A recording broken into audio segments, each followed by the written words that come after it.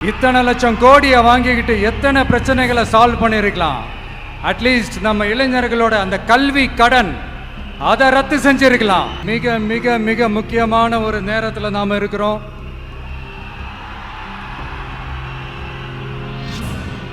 திமுக ஆட்சியை வீட்டுக்கு அனுப்ப போற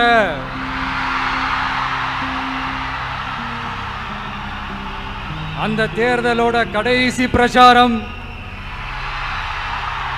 ஸ்டாலின் சாரை வீட்டுக்கு அனுப்ப போற அந்த தேர்தலோட கடைசி பிரச்சாரம். இப்படிப்பட்ட ஒரு ஆட்சியை, அதாவது மக்களை சுத்தமா கண்டுக்காத இப்படிப்பட்ட ஒரு ஆட்சியை, இப்படிப்பட்ட ஒரு தலைவரை வீட்டுக்கு அனுப்ப போற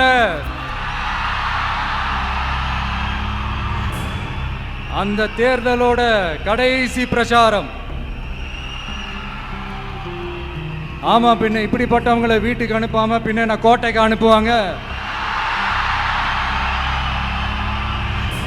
எத்தனை எத்தனை பொய்யான வாக்குறுதிகள், பொய்யா சொல்லி மக்களை ஏமாத்திக்கிட்டு அவரோட லைஃபை மட்டும் நல்லா உயர்த்திக்கிட்டாரு. ஆனா மக்களோட லைஃபை அவர் எப்படி உயர்த்தினார் தெரியுமா? வீட்டு வரியை உயர்த்திட்டாரு, தண்ணி வரியை உயர்த்திட்டாரு, தொழில் வரியை உயர்த்திட்டாரு, விலைவாசியை உயர்த்திட்டாரு, குப்பைக்கு கூட வரி போட்டாரு. இப்படி மக்களோட கஷ்டங்களை மட்டுமே அவர் உயர்த்தி வச்சிருக்கிறார். இன்னும் ஒரு படி மேலே போய், இன்னும் பல படி மேலே போய், தமிழ்நாட்டில் இதுவரைக்கும் எந்த கவர்மெண்ட்டுமே வாங்காத அளவுக்கு கடன், அவ்வளவு கடனை வாங்கி வச்சுக்கிட்டு அந்த கடன் சுமையும் உயர்த்தி வச்சிருக்கிறார். எவ்வளோ? 5-6 லட்சம் கோடி.